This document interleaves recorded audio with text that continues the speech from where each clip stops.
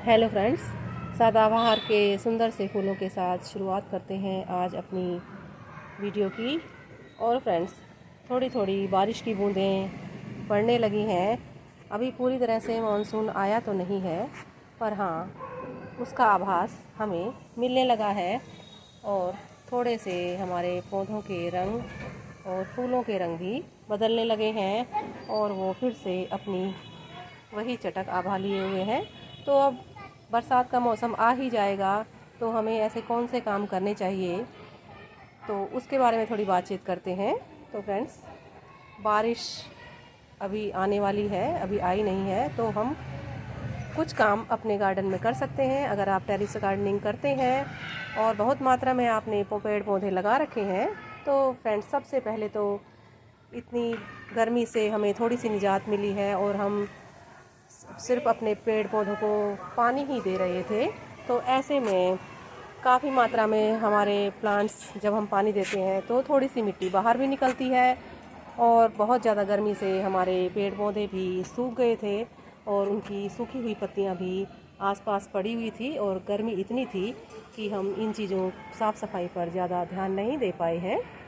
तो फ्रेंड्स, सबसे पहले तो आप अपने पूरे गार्डन को साफ़ कर लीजिए, अपनी मिट्टी को उठा लीजिए। जो भी मिट्टी हमारे पानी डालने से गिर जाती है, निकल जाती है थोड़ा सा ड्रेनेज से, या फिर कभी कभी हम जल्दी में होते हैं तो हमारी मिट्टी निकल ही जाती है। और हमारे सूखे हुए पत्ते जो कि बहुत ही गर्मियों में झड़ गए थे, उन्हें भी आप इकट्ठा कर लीजिए और कंपोस्टिंग में डालिए। और कुछ पौधे हमारे बहुत ही गर्मी से झुलस गए हैं, तो उन्हें भी फ्रेंड्स आप अब उखाड़ना शुरू कर दीजिए, क्योंकि धीरे धीरे काम करेंगे और जैसे जैसे बारिश आएगी तो हमारे गार्डन में फिर से हरियाली लौट आएगी। और कुछ पेड़ पौधों में तो देखो नई नई ग्रोथ भी शुरू हो गई है। बिल्कुल बहुत ज़्यादा गर्मी से ये झुलस गया था। ये हिबिस्कस की कटिंग है और मैंने इसे कभी लगाया नहीं था, तो ये नई ग्रोथ बारिश की बूंदों के साथ ही शुरू हो गई है।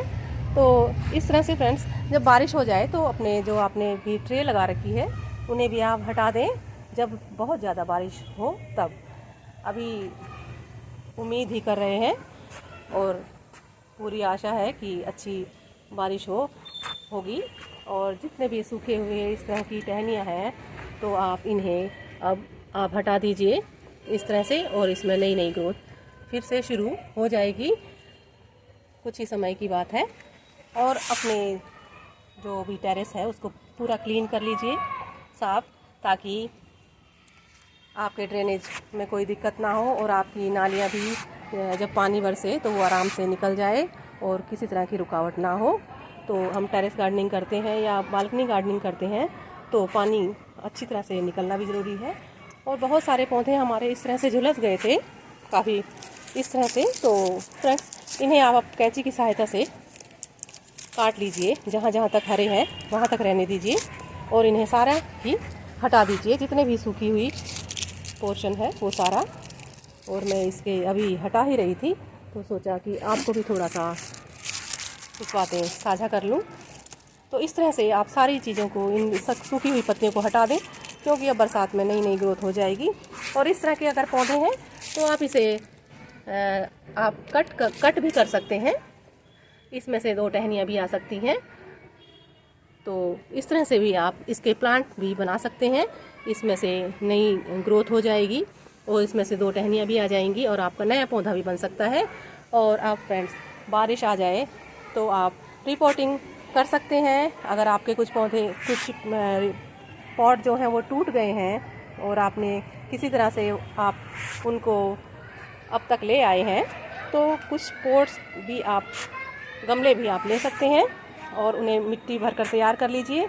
जैसे ही लगातार बारिश शुरू हो तो आप उनको अपने पौधे की रिपोर्टिंग भी कर सकते हैं। और बहुत ज़्यादा अगर समय हो गया है आपके पौधे को एक ही पॉट में लगे हुए, तो आप उसे रिपोर्ट भी कर सकते हैं। लगभग 3-4 साल अगर आपके किसी पौधे को हो गए हैं तो रिपोर्टिंग कीजिए। कोई टूटे हुए इस तरह से आपके पॉट हैं, तो जब लगातार बारिश शुरू हुए तो इन्हें आप ट्रांसफ़र भी कर सकते हैं, किसी दूसरे कोई सही पॉट भी दे सकते हैं। और अब दोबारा से हरियाली आने वाली है।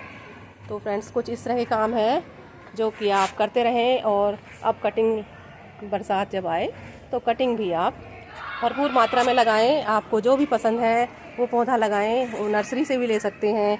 और आपके गार्डन में बहुत सारे प्लांट हैं तो उनसे भी आप कटिंग बना सकते हैं। येलो बेल, हिबिस्कस और सभी तरह के पौधों की बहुत सारे नाम हैं, उनको आप लगा सकते हैं उनकी कटिंग जब बारिश लगातार शुरू हो जाए। और फ्रेंड्स, इस टाइम बहुत ज़्यादा इस तरह की मौसम में बहुत सारे पौधे भी उग जाते हैं। और देखिए, ये पॉट बिल्कुल ही भर गया है। तो इस तरह से आप इन पौधों को दूसरे किसी पॉट में भी लगा सकते हैं। एक पॉट में बहुत ज़्यादा पौधे ना लगाएं, क्योंकि जो उसका असली हकदार है उसका विकास नहीं होगा। इसमें मेरी हैं कटिंग्स गुलाब की, तो जब बारिश शुरू हो जाएगी और थोड़ी मिट्टी भी अच्छी तरह से गीली हो जाएगी तो मैं इन्हें निकाल दूंगी, क्योंकि ये गुलाब को नहीं होने देंगे और ये बड़े हो जाएंगे। तो इस तरह से जो आपका महत्वपूर्ण पौधा है उसे ही अपने पॉट में बनाए रखें और दूसरे पौधों को आप दूसरी जगह शिफ्ट कर लीजिए। और देखिए, नई नई ग्रोथ भी हो रही है। तो आपके जो पौधे भी अब इस टाइम ख़राब हो गए हैं, उनकी चिंता छोड़कर नए कार्यों में जुटिए। और फिर से हरियाली लौटने के दिन आ गए हैं। और फ्रेंड्स, अगर आपके पास रेन लिली है तो वो भी काफ़ी झुलस गई थी, तो उसे भी आप इस तरह से ऊपर ऊपर के कैंची से काट सकते हैं, क्योंकि अब बरसात में ये खूब बढ़ेगी और इसके सुंदर सुंदर फ्लावर अब आपको बरसात में देखने को मिलेंगे। तो इस तरह से आप इस तरह की कटिंग, ऊपर की जो टहनियाँ हैं, इसकी वो हैं टहनियाँ हैं, उन्हें कैंची से काट लीजिए। तो आपकी नई नई ग्रोथ और हो जाएगी। और इसे इस टाइम रेन लिली को डिवाइड भी कर सकते हैं। इस टाइम आप सभी पौधों को ज़्यादा मात्रा में बढ़ा सकते हैं और नए नए पौधों को अपने गार्डन में ला भी सकते हैं जब बहुत ज़्यादा बारिश शुरू हो जाए। और अगर आप अपने गार्डन में ही पौधों से बहुत सारे पौधे बनाना चाहते हैं तो वो भी बहुत ही अच्छा एक विकल्प है। तो आप कहीं ना जाकर भी अपने गार्डन में ही उपलब्ध पौधों से नई नई कटिंग बना सकते हैं।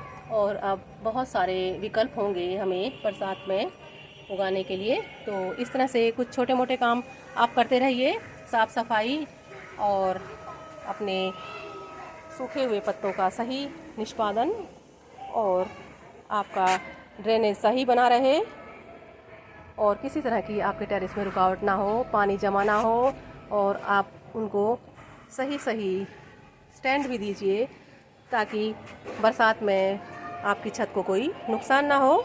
तो इस तरह से आप करते रहिए कुछ छोटे मोटे काम, और जिस तरह से मैं करती रहूँगी काम आपके साथ उनको मैं साझा भी करती रहूँगी। तो thank you for watching, happy gardening.